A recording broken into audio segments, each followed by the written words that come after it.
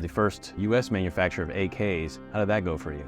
The AK is very labor intensive. Unfortunately, we couldn't compete. We decided to stop manufacturing and go back to the roots. What are some of the big business expenses that the average consumer doesn't see? You need to have a travel costs, okay? And then you have to have negotiations. It's a long list, which you guys have no idea what's going on then with governmental approvals. Found out that you were going to get this Ethiopian stash into the States. I was excited like a kid in a candy store. I've never seen these Czech semi-automatic rifles which were made prior to World War II. Austrian Steyr rifles and I mean the French guns.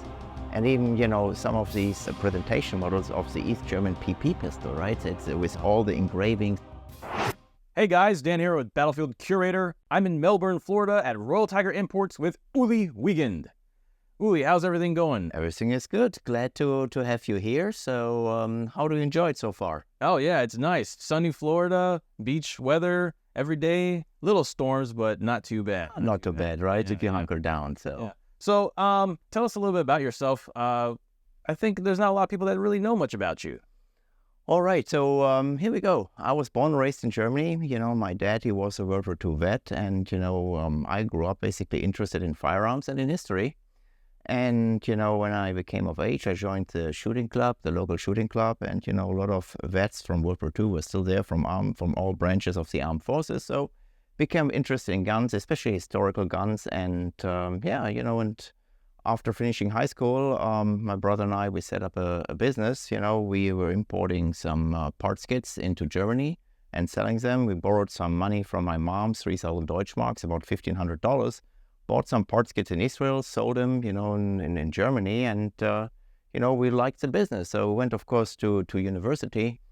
And, sooner or later you had to decide, what do you like? Do you like more studying or do you like more business? And we decided to do the business. And, since then, we did a lot of business in the United States. We bought 90 metric tons from the German government, G3 scrap. And, we sorted them out back in 1989 and sold them as parts kits here to a company in the United States. And, the main focus was always the United States. And, and I'm basically in the U.S. since 1996. Oh, wow. Okay. When did Interordnance and Royal Tiger Imports actually get started? We set up Interordnance in 1995 in Monroe, North Carolina, and we hired one gentleman to run the business, but it didn't work out. So in 1996, I came over and see what had to be done. And there was basically a decision to make, shut the company down or do it yourself. So I decided to do the latter. And since then was, we're here in the United States. All right, awesome. And Royal Tiger Imports, where did that come about? Royal Tiger Imports, Interordnance was first importing all the military surplus. And later on, basically, Interordnance started manufacturing. Interordnance was a company who did the first US-made AK, completely US-made AK. And also did a Hellcat pistol, the little subcompact. So, okay, when you started manufacturing those AKs for the first time, you mentioned that you were the first U.S. manufacturer of AKs. How did that go for you? So, well, at first it was good, especially when we moved down here. Obama just shut down the space program, so the space shuttle program. And there were a lot of companies which laid off all their good people, right? And it was in 2013. So we were able to hire a good bunch of people, very good machinists, engineers, and so on and so forth. But then in 2015, 16, all these companies, they hired their old people back, and instead of paying them $18, $20 an hour, they got paid $35, $40 an hour. I mean, defense contractors have big pockets because the government pays them big money. And we couldn't compete, so basically, from then on, unfortunately, the quality of labor went down. And in 2017, we decided, to stop production because it makes no sense. The AK is a very labor intensive, very, very labor intensive. And we decided not to play in this game anymore. Yeah, definitely not like an AR-15, No, it's not a Lego gun like an AR-15. Yeah. It's complicated. And you cannot really 100% machine everything.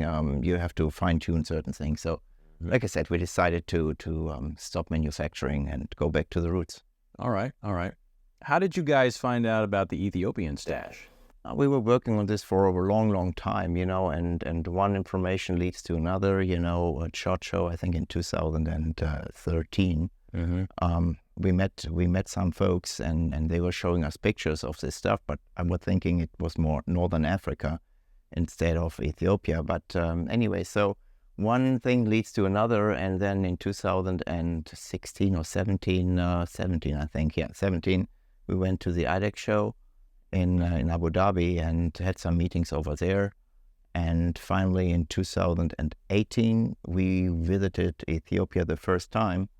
And then in 2019, we were able to pull it off.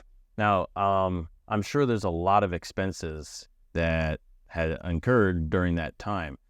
What are some of the big business expenses that the average consumer doesn't see? Oh, guys, you need to have travel costs, okay, and then you have to have negotiations, and it's just it's a long list, which you guys have no idea what's going on. Then with governmental approvals and so on, and then it's not only that you go there one time, you have to travel there all the time there, and so on. And then of course you have to come out beat the competition. Then they ask basically, raise your price here, raise your price there. It's just not easy business, like you would think. It's you go in the shop and you buy it, like you guys, you go in the gun shop and here you buy this beautiful Garand. Actually, no, it doesn't work this way. It's a very difficult process. And so about how many other competitors were there competing for the Ethiopian stash? Oh, just the usual suspects. Is one other company, Now, as far as like talking to folks over there in Ethiopia, about how many people did you have to talk to over there to secure this? I mean, we have, of course, our agents over there, and they talk to the government and so on and so forth. But it's not an easy way because, they say, oh, this company offers this. You need to offer more. Oh, no, then they play the game, in order to bring the price up. And a lot of folks say, oh, why do you sell this stuff for so much money? Guys, it's not the 1950s and 60s anymore where Sam Cummins bought boatloads of obsolete World War II weapons for a scrap price. No, guys, people have an internet all over the world. They know what prices are being asked for in this country, and they go by that, and then they even want more because they think, oh, you don't need to pay any taxes. So, and then I always have to explain to them, guys, when we have to do the transportation, we have to do duty, we have to import mark them, and when we sell it, and I don't know if you know that either, if you buy a firearm, for example, if we sell a firearm, we need to pay 11% excise tax on ammunition, and on rifles, on handguns, 10%. So everything, we sell a gun for $100, the government gets $11 straight off the back. Wow. I don't know if this is common knowledge or not, but that's a fact. I don't think it's common. I don't think people think about these costs when it comes to importing and selling firearms. I don't think so. How excited were you when you actually found out that you were going to get this Ethiopian stash into the States? I can tell you one thing. I was excited like a kid in a candy store. I'm a collector. I probably have about 1,300 guns, in my collection. I love old firearms, and going through the warehouses, and first when I went there, and they had so many old guns, I wasn't familiar with them. I wasn't familiar with the Chassepots Gras. I wasn't familiar with the Steyr 1888, 8890, and 8895. So actually, I had to ask Mr. Google what these guns are, right? So I had to Google all these different firearm types, and I mean, guys, this is history. It's amazing what history is located or was located over in these tin warehouses, and again, very excited. Wow, kid in a candy store.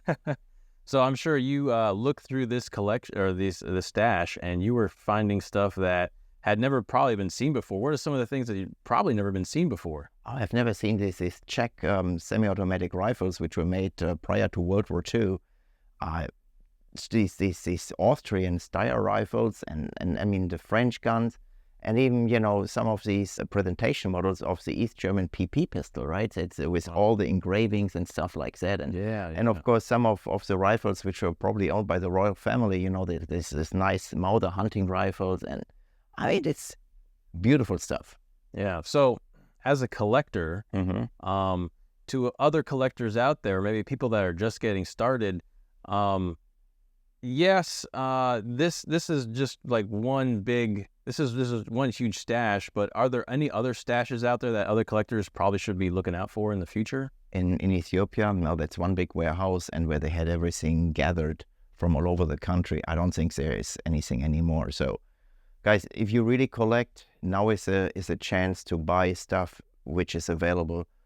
Probably in about 3, 4, 5 years, there will be nothing left anymore, and then prices will go up. I mean, think about it. Now we brought in the Ethiopian carcanos, and there is every model available. Whichever carcano model is there, we have. Okay. Then we brought in the carcano carbines from Italy. I mean, the condition was beautiful from Italy. Oh yeah, they were really nice. But then again, these guns, they were just kept in storage.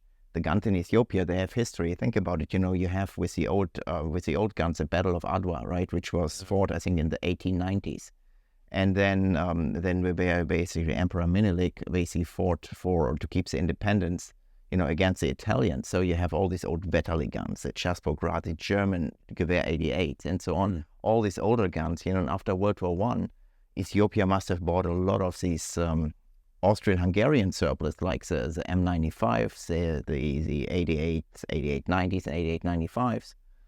And it's very interesting. You see the alliances, and then also in the 1890s, Emperor Menelik had an alliance with Russia because they're both Orthodox countries, right? So that's why you find the Badan rifles over there.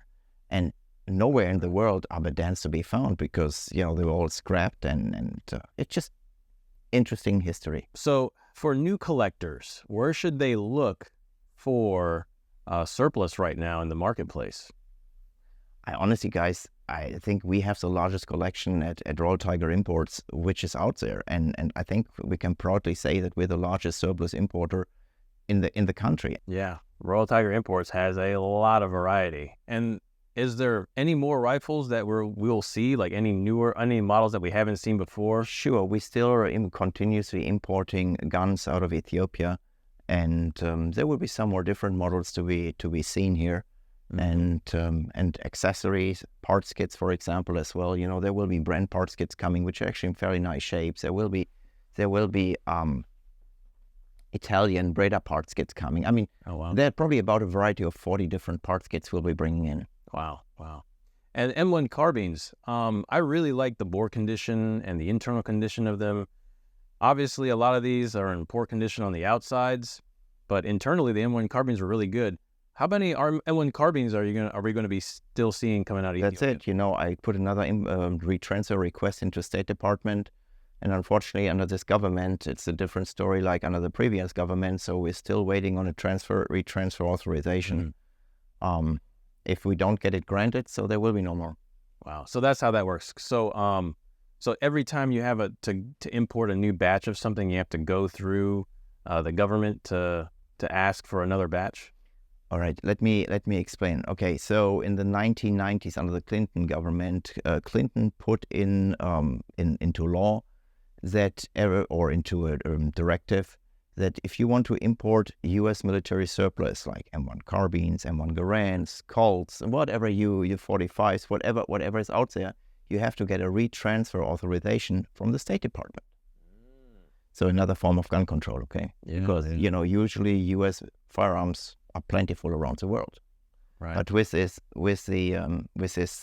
directive, the retransfer authorization, State Department can say, hey, we don't want to grant it, so then you can't break it in because ATF requires a retransfer authorization prior of granting the Form 6. Form 6 is an import certificate. Okay, well, thanks for clearing that up. That's pretty good information to know. So it's just hard for an importer to get stuff sometimes. And that's just the way the cookie crumbles. So for a new collector, what are 3 tips that you would have, since you've been collecting for quite a while, I'm sure? What are 3 tips that you would have to help out a new collector? Well, guys, we have right now really this beautiful Italian carcano carbines, and I think you bought from for your collection. Yeah, right? I did, yeah. So they're really nice, and they're very inexpensive. For under $200, you get a beautiful carbine with a sling and a clip, right? I mean, once they're gone, I'm pretty sure the price will double or quadruple shortly. So I would start with that, and then actually we're working on getting some ammunition manufactured as well next year. 6.5 Carcano, 8x50R Steyr. Wow. And, all this different ammunition for the antiques, which is not out there at the moment. We're working on get it manufactured so we can offer actually the ammunition for the antiques, and and the circle is closed. You know, they will be having boxer primers, so you basically can reload the ammunition later on, and that will be, I think, the right thing to do to offer this ammunition. All right. Now, do you have any books or research tips for new collectors? Oh yeah, there are fantastic books out there. You know, if you collect the German Mauser K98, there's a fantastic book out there. It's called The Backbone of the Wermacht. Fantastic book. Or there's some great books of the carcano rifle out there, the Enfield rifles, and maybe you want to show maybe later on some pictures and give them the ISBN number so people can actually research this. There are fantastic literatures out there which will actually guide you, and you cannot know everything. I always have to basically look into the books to find out some details. All right. Awesome. Well, Uli, thanks for your time. I really appreciate it. Where can people find you and find these historic firearms? Just go to royaltigerimports.com and you see a variety of different firearms. Are you on social media as well? Facebook, Instagram? Yeah, we have Instagram, we have Facebook, but honestly, we kind of neglected the social media account. But I hired a new person who will take care of all these things and to make it available to you so you can get the first glance what's coming in, do a little shot on Instagram, and then, if you have any questions, we're always here for you guys. So you can call our customer service ladies and they'll be more than happy to answer. Yeah. And I really enjoy the videos you put out on YouTube because that further explains what surplus you have that you're talking about. Because you'll go on the website and you'll see these pictures. But when somebody actually has a video and they show you more about it, when Shaw goes through and gets the close-up shots, you get tons more data coming into your brain. It's very good, very good. So check them out on YouTube, check them out on Facebook and Instagram, and stay tuned on their website. I'm sure Uli will have such great content and great firearms coming your way. And these historical things, it's just harder to find. It's a different world than it was back in the 50s and 60s, like Uli said. So, Uli, you got anything you want to say? Sure. No, thank you so much for coming down and trying to explain it to your viewers and a little bit background of myself, the company, and folks. Again, it's not the 1950s anymore where you can go where the stuff was plentiful around. It's not anymore. Eastern Europe is basically completely emptied out. For the last 30 years, Ukraine had a last batch of Mausers, of modern Nagant rifles and Nagant revolvers, and so on and so forth. So lots of Thompsons too, and they were down in Artemovsk, and the new Ukrainians, they call it now Bakhmut. And as you guys know from the news, Russia captured Bakhmut with all these underground salt mines, which were full of these old historical firearms. Wow. And, since 2014, we couldn't buy anything out of Ukraine anymore because the government changed, from a kind of pro-Russian to pro-Western government. And then they stopped selling the old stuff, which is very interesting too. Wow. Well, thanks for tuning in, guys. I really appreciate Uli coming out and doing this interview. If you like this kind of content, be sure to subscribe and pulverize that like button. And as I always like to say, be sure to learn history and curate history. Make it a great day. And thanks for preserving history.